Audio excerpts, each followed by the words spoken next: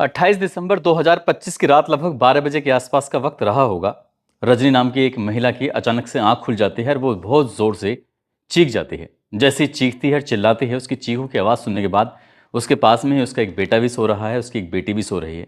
वो भी जाग जाते हैं और दोनों बच्चे ज़ोर ज़ोर से रोना शुरू कर देते हैं, क्योंकि माँ को बहुत ज़्यादा तेज पसीना आ रहे थे और सर्दियों की वो रात थी। इसी बीच में सास और ससुर उस घर के अंदर रहते हैं, वो भी जाग जाते हैं। वो मौके पर आकर देखते हैं तो रजनी एकदम अपने पसीने से तरबतर हो रही थी। उन्होंने उसे समझाने की कोशिश की कि बेटा हुआ क्या है, क्या दिक्कत है, तुम इतनी घबराई हो क्यों हो, इतनी परेशान क्यों हो। वो रोते हुए कहती है कि मुझे एक बहुत ही बुरा सपना दिखाई दिया है, मैं समझ नहीं पा रही हूँ कि आखिरकार करूँ तो क्या करूँ।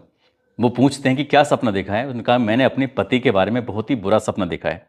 तभी सास और ससुर ने उसको शांत कराया, उसे चुप कराया, उसे पानी पिलाया, कहा बेटा सो जाओ, सुबह देखते हैं जो भी हुआ। अब बहुत ज़्यादा रात हो चुकी है। जब इस तरह की बात थी, सुबह का इंतज़ार किया जा रहा था। सुबह को जब रजनी की आंख खुलती है तो रजनी की तबीयत बहुत ज़्यादा ख़राब होने लगती है, बिगड़ जाती है।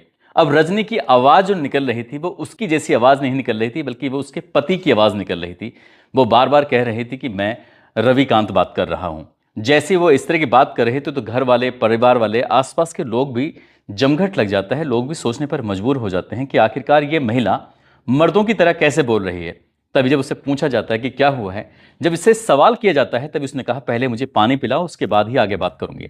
उसे फिर पानी पिलाया जाता है और जब पानी पिलाया जाता है तो उसने कहा कि मेरे पति यहां से लगभग 30 किलोमीटर दूर एक शेरगढ़ किला है और किले के पास में एक जगह है, वहां पे मेरे पति की किसी ने पत्थर मारकर हत्या कर दी है। जैसे ये परिवार वाले, घर वाले ये बात सुनते हैं तो घर वाले, परिवार वालों को बड़ा आश्चर्य हो रहा था, यकीन नहीं हो रहा था कि क्या बात कर रही है। तभी एक गाड़ी का इंतजाम किया जाता है और गाड़ी का इंतजाम करने के बाद अपने उस गांव से सीधा उस जगह पहुंच जाते हैं जो जगह बताई जाती है। क्योंकि जो रजनी है वो साथ जाती है, जो साथ जाते हैं तो उसके बाद उस जगह पर पहुंचते हैं और जो जगह उसने अपने सपने में देखी थी वही जगह जाकर वो इशारा करती है। तो वहां पर एक पत्थर पड़ा हुआ है बड़ा सा, और बड़े से पत्थर को जब देखा जाता है तो उस पर वाकई सचमुच खून के धब्बे मिल जाते हैं। और जब उन खून के धब्बों को देखा जाता है तो जितने भी लोग वहां पर होते हैं उनके पैरों तले जमीन खिसक जाती है। ये सपना सच कैसे हो सकता है। उसके बाद जितने भी लोग यहां पर मौके पर मौजूद होते हैं सभी आसपास के उस इलाके को खंगालना, ढूंढना शुरू कर देते हैं ताकि कुछ मिल सके। अगर पत्थर मिला है तो यहां कुछ ना कुछ जरूर होगा। लगभग 50 फुट गहरी जगह में जाते हैं, खाई में जाते हैं और खाई में जाकर देखते हैं कि सचमुच उसके पति की लाश ही पड़ी हुई थी। बस इतना था। और ये बात जब अखबारों में, सोशल मीडिया पर हर जगह छाई रहती है, हर जगह पहुंच जाती है, तो लोगों को यकीन नहीं हो रहा था कि पति का कत्ल हो जाता है, उसकी आत्मा पत्नी के अंदर प्रवेश कर जाती है। क्या है पूरी कहानी, इस कहानी के माध्यम से समझते हैं और जानते हैं।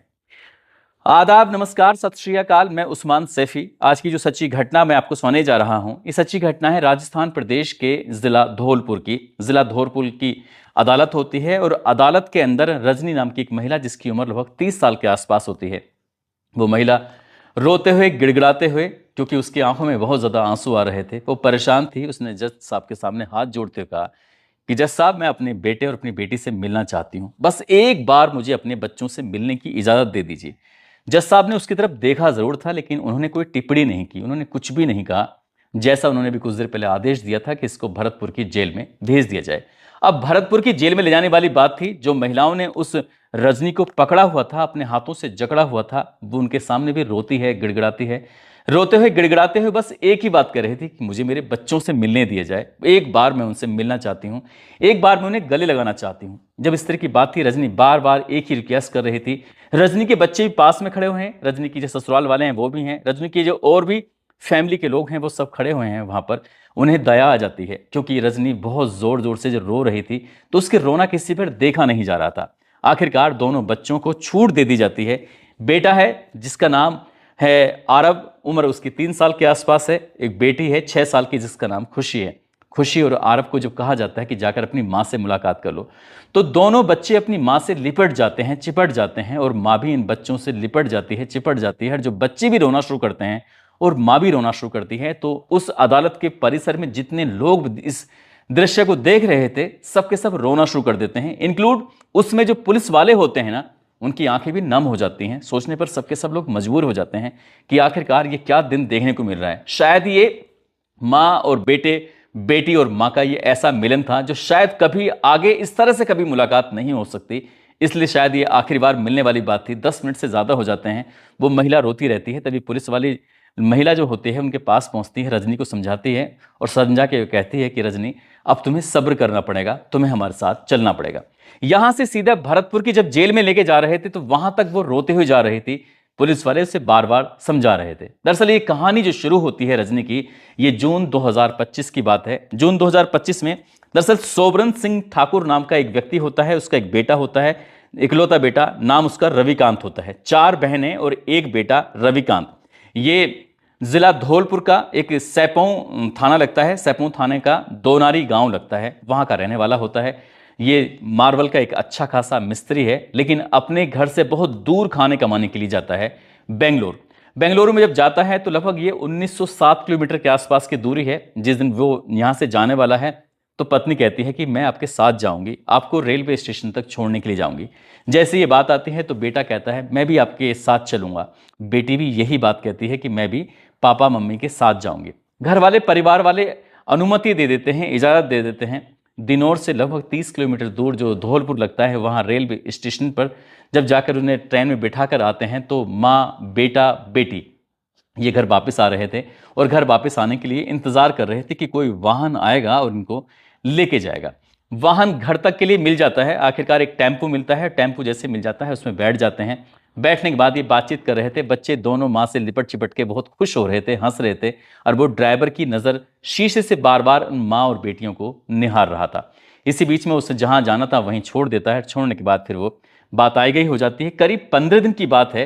15 दिन के बाद फिर से उसे शहर जाना था किसी काम से। रजनी को जब शहर जाती है तो इत्तेफाकन ऐसा होता है, वही टेम्पो जो उसे अभी स्टेशन से घर छोड़ के गया था 15 दिन पहले, वही टेम्पो से फिर मिल जाता है। जब मिल जाता है तो उसके बाद फिर उसे देखती है, अरे तुम भैया यहाँ कैसे?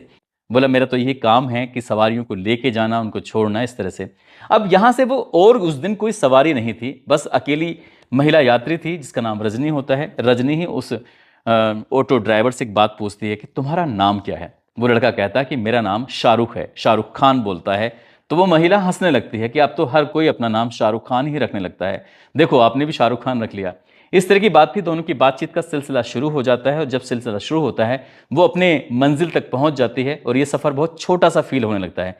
यानी कि इनकी बातचीत कुछ ऐसे चल रही थी, बातचीत होते होते दोनों की थोड़ी नज़दीकियां, दोस्ती सी हो जाती है। लेकिन जब तीसरी मुलाकात होती है तो तीसरी मुलाकात में एक दूसरे का नंबर आदान प्रदान कर लेते हैं और जैसे ही नंबरों का ये एक्सचेंज होता है तो उसके बाद फिर इन दोनों की बातचीत का सिलसिला शुरू हो जाता है। दिन हो रात हो, जब देखो तब तब रजनी और शाहरुख से लगातार बातचीत करती रहती थी और उनकी दोनों की नज़दीकियां लगातार बढ़ती चली जाती हैं। जब कभी मौका मिल जाता था तो मौका मिलने पर वो घर से बाहर भी जाते थे, घूम भी आते थे। लेकिन ऐसे ही एक जगह जाते हैं, ये धौलपुर में एक शेरगढ़ किला है, उसके शेरगढ़ किले के पास में एक बड़ी एकांत सी जगह है, वहां जाकर बैठ जाते हैं। बातचीत कर रहे थे और बातचीत करते करते तभी रजनी शाहरुख से कहने लगती है कि मैं तुमसे बहुत ज़्यादा प्यार करने लगी हूँ, तुम्हारे बिना रह नहीं पाऊंगी, मुझे अपने पति के साथ नहीं रहना, मुझे तुम्हारे साथ रहना है और अपने बच्चों के साथ रहना है।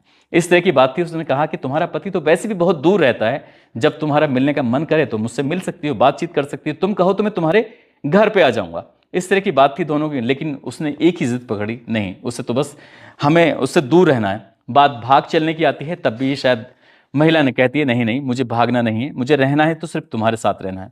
वक्त आगे बढ़ रहा था और जैसे वक्त आगे बढ़ रहा था तो इसके बाद फिर इस महिला ने कुछ दिन के बाद अपने ही पति को फ़ोन किया और पति को फ़ोन करने के बाद पूछा कि तुम कब आओगे? तो जब बात आने की आती है तो वो कहता है कि अच्छा तुम जब बुलाना चाहोगे तब आ जाऊंगा। तो पत्नी ने फिर कहा कि तो आ जाओ ना, फिर मैं बुलाना चाह रही हूँ। तो उसने कहा कि ठेकेदार मना कर देता है, मैं क्या करूँ? उसने कहा कि 7 महीने से ज़्यादा का वक्त हो चला है लेकिन तुम घर नहीं आए हो, घर आ जाओ। जब घर आने वाली बात आती है तो उस मिस्त्री ने सीधा ठेकेदार के हाथ में फ़ोन दे दिया कि देखो मेरी पत्नी कुछ कहना चाहती है। तभी ये रजनी ने ठेकेदार से कहा कि मेरे पति को भेज दो, 7 महीने हो गए हैं, वैसे भी काफ़ी दिन हो गए और बच्चे भी इनसे मिलना चाह रहे हैं। जब बात मिलने की आती है तो आखिरकार उसे अनुमति मिल जाती है और वो तारीख आती है 26 दिसंबर 2025। आखिरकार जब 26 दिसंबर 2025 को वो धौलपुर पहुंचता है तो उसके लिए पहले से इंतजार में शाहरुख खड़ा हुआ था कि ताकि वो आएगा और उसे आने के बाद वो उसे घर छोड़ने के लिए जाएगा। जैसे इंतजार कर रहे थे, पत्नी ने पूरी तरह से समझा दिया कि परेशान होने की जरूरत नहीं है, मेरी एक जानकार एक लड़का है जिसका नाम शाहरुख है, टेम्पो चलाता है, तुम्हें मिलेगा, तुम्हें घर पहुंचा देगा। इस तरह की बात थी। शाहरुख जब उसे मिल जाता है, दोनों बातचीत करते हैं आपस में। शाहरुख कहता है कि अगर सर जी आपको कोई एतराज़ ना हो, कोई दिक्कत ना हो तो एक बार शेरगढ़ किला चलें। तो जब शेरगढ़ किला किला चलने वाली बात आई थी तो पत्नी ने वो सारे राज की बात बता दी थी जो उसकी पति की कमजोरी होती हैं। पति को शराब पीने का भी वो आदी होता है, पति को बियर भी पसंद थी, और जो जो उसे पसंद था वही वही सामान सब शाहरुख के पास होते हैं। 26 दिसंबर 2025 को आखिरकार रविकांत को वो सीधा शेरगढ़ किले के उस जगह पे लेके जाता है जहां पर पहले से ही रजनी और शाहरुख होके आ चुके थे। वहां जाते हैं, जाने के बाद खूब सारी शराब पिलाई जाती है, और जब शराब पिलाई जाती है तो वहां कोई ना कोई किसी न किसी की आमद हो रही थी, कोई ना कोई आता था, चाहे वो चरवाहा हो या फिर कोई आसपास का व्यक्ति हो। जब भी वो कुछ करने की सोचता था तभी वहां कोई ना कोई दिखाई दे जाया करता था। 26 दिसंबर 2025 की शाम लगभग 6:30 बजे के आसपास का वक्त हो चला था, लेकिन उसको मौका नहीं मिल पाता है। शाहरुख उसको उठाता है, उठाने के बाद क्योंकि वो बहुत ज्यादा नशे में था, उठाने के बाद सीधा वो उसके घर दिनोर लेके पहुंच जाता है। और जैसे ही दिनोर लेके पहुंचता है, वहां जाने के बाद उसकी पत्नी पूछती है कि तुम अब रात में वापस क्या करोगे जाके, आज रात को यहीं रुक जाओ। तो शाहरुख उसके ही घर पर रुक जाता है, रात को वहीं ठहर जाता है। इससे पहले भी शायद उसके घर उसका आना और जाना लगा रहता था। सास ससुर को भी कोई शायद इस बात में ऐतराज नहीं होता, क्योंकि उसके लड़के का स्वभाव ही उसको कुछ सबको, परिवार वालों को सबको पसंद आया, बच्चों को भी उसका स्वभाव थोड़ा सा ठीक ठाक ही लगा था। आखिरकार रात रुक जाता है। अगली तारीख आती है 27 दिसंबर 2025। उसके बाद फिर शाहरुख बहुत जल्दी उठता है, उठने के बाद यहां से निकल जाता है। और जैसे निकलता है तो रविकांत की जब आंख खुलती है तो रविकांत अपने पिताजी के पास जाता है। पिताजी से जा कहता है, पिताजी मुझे 2000 रुपये की जरूरत है। पिताजी पूछते हैं, बेटा क्या करोगे? वो कहता है कि मुझे एक तो अपने बाल भी कटवाने हैं और साथ ही मुझे कुछ कपड़े भी खरीद के लेके आने हैं, 2000 रुपये दे दो। पिताजी ने 2000 रुपये दे दिए, क्योंकि वैसे भी वो अपने इकलौता बेटा है और वही तो कमाता है, वही कमा के सब पैसे अपने पिताजी को, अपनी माँ को ही तो देता है। अगर अपने ही दिए हुए पैसे वापस मांग रहा तो क्या दिक्कत है? पिताजी ने पैसे दे दिए, वो घर से निकलता है। और 27 दिसंबर 2025 की सुबह 11 बजे के आसपास का वक्त हो रहा था।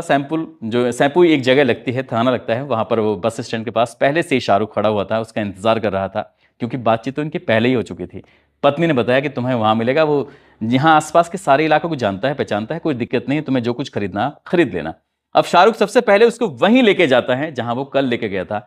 वो कहता है कि वहां एकदम एकांत है, आराम से बैठ के शराब पियेंगे, मस्ती करेंगे, बातचीत करेंगे। जब इस तरह की बात थी तो उसकी रविकांत तैयार हो जाता है और शेरगढ़ के उस किले के उस एकांत जगह में जाकर पहुंच जाता है। वहां जाने के बाद उसने शराब पिलानी खूब शुरू कर दी और उसे एक तरह से ओवरडोज दे देता है। वो अब अपनी स्थिति में नहीं था और उसको एक मौका मिल जाता है। आसपास में देखता है तो किसी की कोई आवाजाही नहीं थी, कोई ना कोई चरवाहा था, न कोई लोकल का कोई व्यक्ति था। तो इसी बीच में ये शाहरुख उस रजनी को फोन लगाता है। फोन लगाने के बाद कहता है कि ये शराब के नशे में चूर हो गया है, लेकिन एक बार फिर से सोच लो, समझ लो कि जो हम लोग करने जा रहे हैं वो बहुत भयानक है, उसकी जो राह है वो बहुत मुश्किल राह है, आगे हो सकता है दिक्कतें भी आ जाए। उसने कहा बिल्कुल टेंशन लेने की जरूरत नहीं है, सब कुछ बिल्कुल कंप्लीट है, किसी को पता भी नहीं चलेगा, तुम जो काम कर रहे हो अपना काम करो।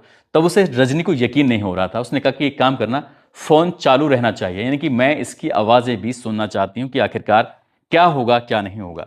जब बात इस तरह की आती है तो तब शाहरुख ने एक पत्थर उठाता है और वो रविकांत बहुत ज्यादा नशे में चूर था। रविकांत ठाकुर के सर पर एक के बाद एक पत्थर से जब लगातार वार कर रहा था तब वो चीख रहा था, सिसकियां भर रहा था, क्योंकि अनकॉन्शियस स्थिति में था, कि वो पूरी तरह से न बोलने की स्थिति में था, कि नशे में था। तो जो उसकी सिसकियां भर रहा था, जो उसके कराहने की आवाजें आ रही थी, तो वो कराहने की आवाजें लगातार रजनी के कानों तक भी पहुंच रही थी। इसके बाद कुछ देर तक उसने तड़पा, तड़पने के बाद दम तोड़ देता है। उसकी इस लाश को उस गहरी सी खाई जो लगभग 50 फीट गहरी होती है उसमें वो फेंक देता है। इसके बाद वो वहां से निकल जाता है, सीधा आगरा पहुंचता है। आगरा अपनी बहन के पास जाकर रुक जाता है और वो सोच रहा था कि शायद कभी पकड़े नहीं जाएंगे, लेकिन रजनी जो होती है, रजनी की कानों में वही आवाज, वही सिसकियां सब कुछ गूंजने लगती हैं। वो कानों को बंद करने की भी कोशिश कर रही थी, तब भी कोई बात करता था, तब भी वो उस मूवमेंट को जो भी था, जो शाहरुख ने उसके रविकांत ठाकुर के साथ किया था, वो सब कुछ उसकी कल्पना उसके दिमाग में गूंजने लगती है, आवाज के रूप में भी, और क्या मंजर वो रहा होगा वो सब। अब घर वाले उसका इंतजार कर रहे थे, रविकांत जब आता नहीं है, 27 तारीख को पूरी रात उसका इंतजार किया जाता है। अब 28 तारीख आ जाती है, तब भी इंतजार किया जाता है। घर वाले, परिवार वाले परेशान हो जाते हैं। उसका चचेरा भाई नजदीकी पुलिस स्टेशन जाता है, जाकर कहता है कि साहब देखो, हमारा भाई है, रविकांत उसका नाम है, उम्र लगभग उसकी 34 साल के आसपास है, शहर गया था बाल कटवाने के लिए, कपड़ों की खरीदारी करने के लिए, साहब वो वापस नहीं लौट के आया, उसका नंबर भी स्विच ऑफ आ रहा है, साहब मदद कर दीजिए। जब घर वाले पुलिस वालों से रिक्वेस्ट कर रहे थे, पुलिस वालों ने गुमशुदगी दर्ज कर ली, लेकिन गुमशुदगी के मामले में पुलिस वाले ज़्यादा गंभीरता से लेते नहीं हैं, बस अमूमन ऐसे कि हाँ हम देखेंगे, जांच करेंगे, पड़ताल करेंगे, ये करेंगे वो करेंगे, पुलिस वालों ने ऐसे ही बात की। उधर रजनी की जो नींद थी, सुकून था, चैन था, सब गायब हो चुका था। आंखें बंद करे तो वो दृश्य घूमने लगता है, कान बंद करे तो आवाज आने लगती है। जैसे रात हो दिन हो, जब देखो उसकी हालत लगातार बिगड़ती चली जा रही थी। रात जैसे ही 12 बजते हैं तो उसके बाद उसकी चीख निकल आ जाती है और उसके पसीने पसीने हो जाते हैं। आखिरकार जब उस पर रहा नहीं जाता, जब दिन निकलता है, तो वो अपने पति की आवाज निकालने का नाटक करने लगती है और सास ससुर को कहती है कि देखो मेरे पति के साथ कोई बुरा हादसा हुआ है, कुछ बुरा हुआ है, मैंने देखा है। पुलिस को बस यहीं से थोड़ा सा शक पैदा हो जाता है कि एग्जैक्ट लोकेशन आखिरकार ये महिला कैसे बता सकती है कि किसी के सपने में ये बिल्कुल पूरी की पूरी बात सच हो सकती है कि पत्थर से मारा है, वहां पड़ा हुआ है, ऐसा हुआ है। पुलिस ने जब उससे सख्ती से पूछताछ करना शुरू किया है, जब उसकी मोबाइल की सीडीआर निकलवाई जाती है, तब शाहरुख का नाम सामने आता है। पुलिस फिर शाहरुख को भी गिरफ्तार करती है। पूरी कहानी शाहरुख सामने रख देता है। वो कहता है कि साहब मैं मना कर रहा था, लेकिन इसने साफ साफ कहा कि अगर तुमने मेरे पति को नहीं मारा तो मैं अपनी जान दे दूंगी। मैं क्या करता, या मैं तो दोनों ही तरफ से फंस रहा था। आखिरकार पुलिस ने उसके साथ भी सख्ती से पेश आई और उसके पूरे रजनी के साथ भी, लेकिन रजनी के दिमाग से वो चीज़ निकल नहीं पा रही थी। जब नहीं निकल पा रही थी, शायद उसे इतना प्राश्चित हुआ होगा या उसे लगा होगा कि उसने कुछ गलत काम किया है। यही कारण था कि वो अदालत में लगातार रो रही थी। यही कारण था अपने बच्चों को गले लगाकर लगातार रो रही थी। यही कारण था जब वो जेल जा रही तब भी लगातार रो रही थी। और यही कारण था जब वो जेल के अंदर पहुंच जाती है, रात भर सो नहीं पाती है और उसके आसपास के जो महिला कैदी होती हैं वो सब बता रही थी, समझाने की कोशिश कर रही थी। जो हो गया है उसको कभी मिटाया नहीं जा सकता। शायद तब भी उसको अपने पति के मारने का या मरवाने का एहसास ही हुआ होगा। लेकिन बाकी की जिंदगी उसकी सलाखों के पीछे गुजरेगी। बूढ़े माँ बाप हैं, एक 3 साल का बेटा है, 6 साल का बच्चा है। आखिरकार उसकी परवरिश कैसे होगी, कैसे नहीं होगी। हालांकि 4 बुआ हैं, लेकिन कहते हैं कि जो माँ बाप बच्ची की परवरिश कर सकते हैं, दूसरा कोई नहीं कर सकता। इन बच्चों की परवरिश का जिम्मा हालांकि फिलहाल उसके दादा और दादी ने उठाया हुआ है। दोस्तों, इस पूरे घटनाक्रम को सुनाने का उद्देश्य किसी को परेशान करना नहीं है, किसी का दिल दुखाना नहीं है, बल्कि आपको जागरूक करना है, आपको सचेत करना है। जिस तरह से रजनी ने किया है वो वाकई अपना आप में बहुत भयानक था। उसके सामने बहुत सारे ऐसे ऑप्शन थे। वो अपनी बात सच सच अपने पति को बता सकती थी, अपने सास ससुर को बता सकती थी, अपनी ननद को बता सकती थी, अपने मायके में बता सकती थी। लेकिन जो उसने किया है उससे उसका पति तो गया ही गया, वो खुद भी जेल गई और उसके दोनों बच्चों की जिंदगी कैसे कटेगी कुछ कह नहीं सकते। जाते जाते चंपारण के रहने वाले इनायत कोसर हैं, पूर्णिया के रहने वाले प्रदीप कुमार यादव हैं, अंबेडकर नगर के राहुल राव हैं, कैराना से हैं बिलाल उमर अंसारी। आज इनका जन्मदिन है। इन सभी को जन्मदिन की ढेर सारी शुभकामनाएं, बहुत बहुत मुबारकबाद। और कुछ लोगों ने नाम लेने की अपील की है, जिसमें गोपी चंद हैं जो कि जिला बिजनौर के रहने वाले हैं। उनका इलाका है चांदपुर। उनकी पत्नी है पिंकी मौर्य, उनका बेटा है अंश और बेटी है रिया मौर्य। चांदपुर बिजनौर के रहने वाले हैं। प्रेम सागर राजपूत, नीलेश नाविक वाराणसी से हैं, कन्हैया लाल इंदौर से, अनुदीप आनंद बरेली से, तनु माही हिसार से, सूर्यभान विक्रम विश्वकर्मा, जगदीश लोधी झांसी से, जलेसर से हासिम सिद्दीकी, मेवात से मौसम खान, ललितपुर से गौरव तिवारी, जाहिद अंसारी, फूल बाबू पीलीभीत से हैं, नाजिम हुसैन दिल्ली से, सुधीर सिंह। आप सब लोग अपना ख्याल रखें, सुरक्षित रहें। जय हिंद, जय भारत।